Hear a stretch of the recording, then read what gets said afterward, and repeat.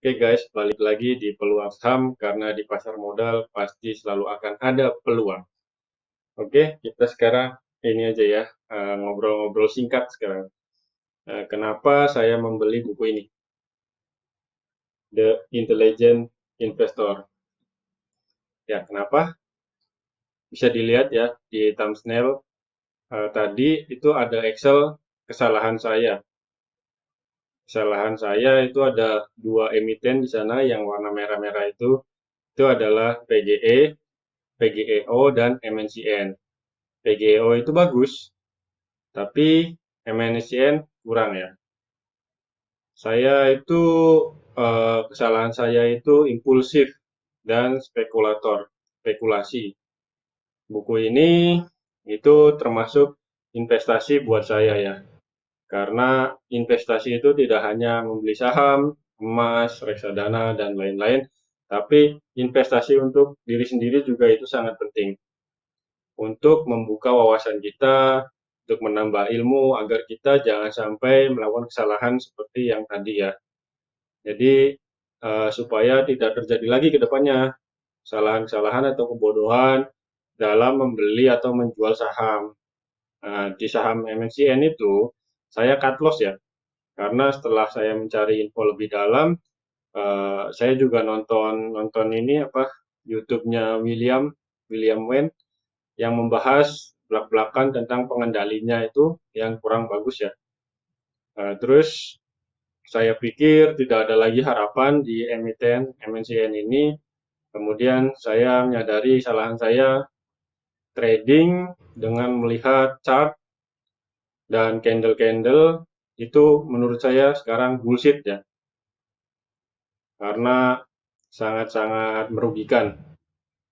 Tidak menggambarkan secara fundamental. Ya, itulah trading. Jadi jangan sampai Anda terjebak seperti saya ya. Kemudian di saham PGO memang saya tidak rugi, tapi saya menyesal karena dijual dengan emosional, impulsif ya.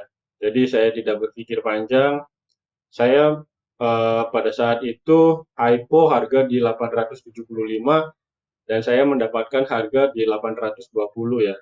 Kemudian saya beli pada saat dia naik terus, saya diamkan, lalu turun dan saya jual. Memang tidak rugi, masih untung. Untungnya sedikit banget ya, 152.000. Ya, tapi saya sangat menyesali itu ya, dan jangan sampai terulang lagi. Oke, ini juga saya sudah rangkum beberapa alasan saya membeli buku ini ya. Yang pertama itu banyak dibicarakan para investor dan influencer saham. Jadi saya ini sering kan melihat di YouTube yang lain itu banyak sekali para investor yang senior-senior, yang receh-receh sama seperti saya itu membicarakan apa aja yang ada di buku ini, misalkan rumusnya, terus cara pengendalian emosi, seperti itu ya. Terus yang kedua itu membedakan investor dan spekulator. Jadi di sini di buku ini dibahas juga katanya, kan saya belum baca ya, ini baru beli. Itu membedakan investor dan spekulator. Investor itu kan orang yang berinvestasi di jangka waktu yang lama ya, jangka panjang. Dan spekulator itu orang yang membeli dan menjual saham dalam waktu singkat hanya dengan melihat trending, itu chartnya dan candlesticknya. Uh, Bisa beli hari ini, dijual hari ini juga, bisa juga dijualnya besok, dijualnya minggu depan, bisa ya seperti itu ya. Kalau investor itu tidak, jadi membeli sebuah saham itu dilakukan analisa fundamental dulu, dilihat, dibaca laporan keuangannya, terus sudah yakin baru beli. Dan untuk jangka waktu yang lama, misalkan 3 tahun, 4 tahun, 1 tahun juga bisa ya. Yang penting yakin.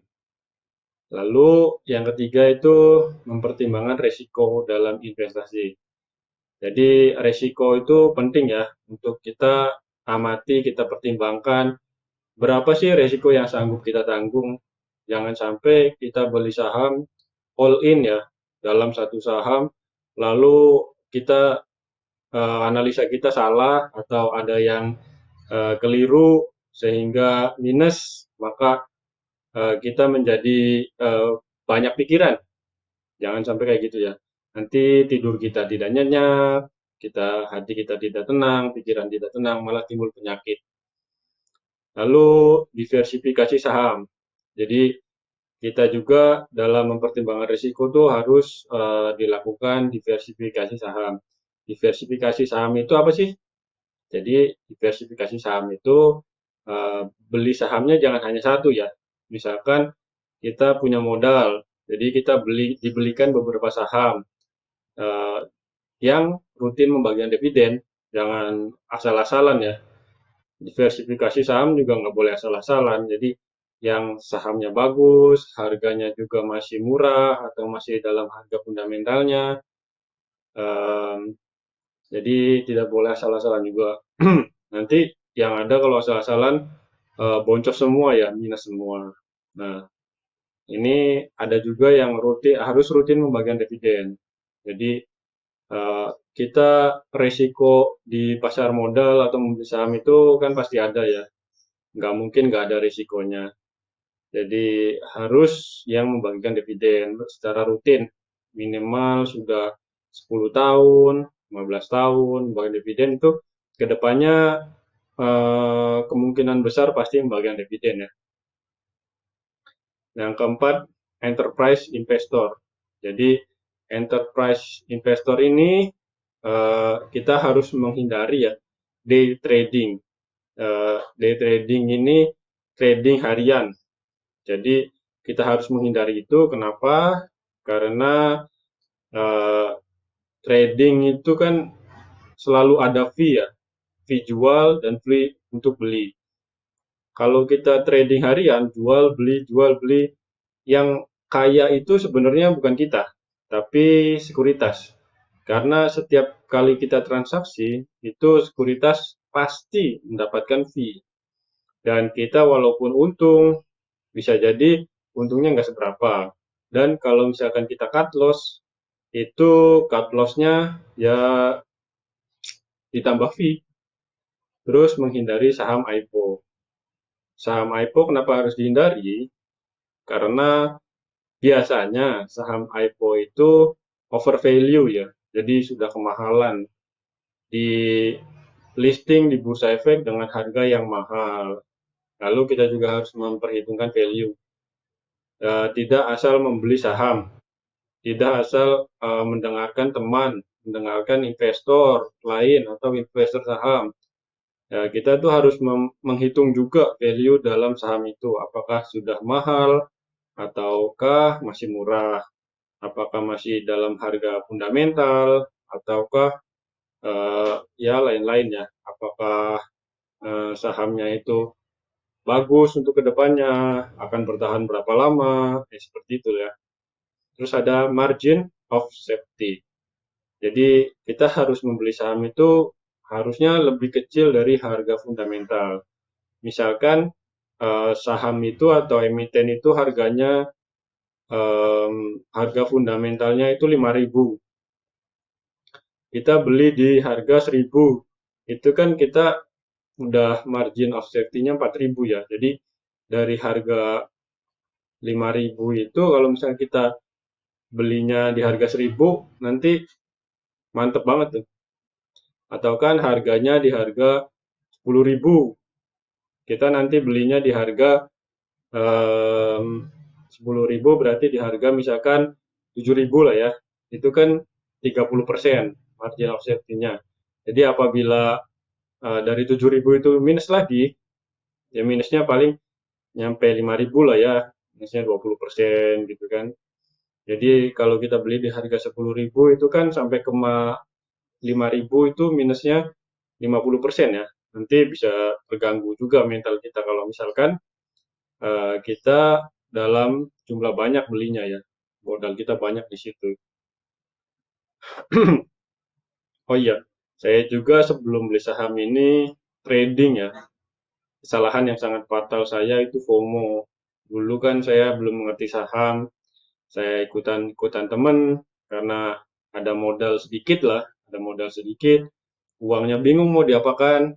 Lalu saya ikutan trading, trading di forex, kemudian saya minus dan saya top up lagi, saya minus, saya top up lagi, dan akhirnya margin call. Itu kesalahan terbesar saya sampai awalnya itu saya tidak mau mengenal saham karena ada trauma ya. Ada trauma, uang saya itu hilang ya lumayan banyak, dan kemudian saya membuka lagi mindset saya, ada teman itu namanya Dian, ya, anak dari Balikpapan, itu membuka mindset saya, kenapa dia membeli saham. Lalu saya pikir-pikir, oh iya ya, kalau kita membeli saham itu berbeda dengan forex. Kalau forex itu leverage-nya kan tinggi sekali ya. Jadi kalau kita minus, minus, minus, bisa sampai margin call dan uang kita hangus sampai habis. Dan kalau kita membeli saham, memang ada resikonya. Tapi resikonya kalau kita membeli saham itu resikonya kecil ya. Kalau kita membeli saham emiten yang bagus. Di saya tuh dari dulu tuh seperti dicuci otak ya pada saat sekolah. Jadi beli saham, dunia saham itu high risk, high gain. Jadi em, resikonya sangat besar, tapi keuntungannya juga sangat besar. Saya itu seperti dicuci otak di situ, jadi takut kan untuk mengenal saham. Padahal tidak seperti itu ya. Jadi kalau di saham itu kita membeli saham yang bagus dan rutin membagikan dividen, perusahaannya sudah besar, kapitalisasinya sudah besar, jadi itu sepertinya high gain, low risk. Jadi kita mendapatkan keuntungan yang tinggi atau yang sewajarnya, tapi risikonya sangat kecil ya. Untuk kita kehilangan semua modal kita itu sangat kecil. Kita kehilangan semua modal kita itu dengan syarat perusahaannya bangkrut. Itu it- em, baru kehilangan semua modal kita. Dan kalau kita membeli perusahaan yang sudah berdiri 10, 20 tahun, terus rutin membagikan dividen, kebal terhadap kejadian-kejadian yang tidak diduga, kejadian yang tidak kita inginkan, seperti pandemi, seperti krisis, tetap membagikan dividen, masih dapat untung. Nah, itu sangat-sangat low risk. Nah, saya jadi di situ ya. Em, ya, kebodohan-kebodohan saya lah. Tapi dengan membeli buku ini, semoga aja bisa lebih membuka wawasan saya, terus bisa juga mengajarkan saya tentang pengendalian emosi, mental, karena itu sangat penting ya di dunia saham. Oke, saya tuh membeli buku ini karena ya ingin tahu aja rumus-rumus yang terdapat dalam buku ini bener nggak sih yang diomongin, yang dibicarakan sama investor, influencer saham, yang udah senior-senior ya. Nah, terus juga ya itu seperti yang saya tadi tuh. Jadi pengen belajar pengendalian emosi, jangan sampai impulsif saat kita memutuskan terjun ke dunia pasar modal yang tidak mengenal belas kasihan ini ya. Karena saya sudah terjun ke pasar modal ini sudah sangat dalam menurut saya karena saya yakin dengan emiten yang saya beli ini. Nah, kita juga harus bisa mengontrol semua tindakan yang kita lakukan ya, apa itu membeli ataupun menjual. Sangat penting melakukan analisa fundamental sehingga kita tidak salah memilih emiten karena uang kita itu sangat berharga didapatkan dengan kerja keras. Jangan sampai uang kita itu hilang sia-sia di emiten-emiten yang gorengan atau yang ada bandarnya. Nanti kita hanya memperkaya bandar ya. caranya bandar untuk mendapatkan uang kita itu sangat banyak. Jadi kita tuh harus lebih pintar lagi, harus semangat belajar. Buku ini sangat tebal ya. Semoga saya bisa membaca semua buku ini sampai saya mengerti. Harga buku ini tuh 200.000 kurang ya. Karena saya beli yang hardcover. Hardcover ini yang bagusnya. Kenapa saya beli yang bagusnya? Karena supaya awet ya. Hmm. Dengan harga 200 kurang, kalau misalkan yang soft cover itu sekitar 160.000 lah. Ya, tapi pasti akan sebanding dengan apa yang akan kita dapatkan. Nanti eh, jangan sampai minus atau cut loss di saham-saham yang jelek. Itu sangat merugikan dibandingkan kita beli buku seharga ini. Oke guys, segitu dulu ya sharingnya. Semoga bermanfaat dan apa yang saya telah lakukan, apa kebodohan saya dan kesalahan saya itu tidak terjadi di teman-teman semuanya. Kita harus lebih pintar lagi, harus lebih bijak, harus bisa mengontrol emosi, mengendalikan emosi, menjaga mental kita dengan membeli saham-saham yang bagus. Oke, sampai jumpa lagi di bahas peluang saham ya. Jadi kita screening singkat lagi nanti. Thank you guys.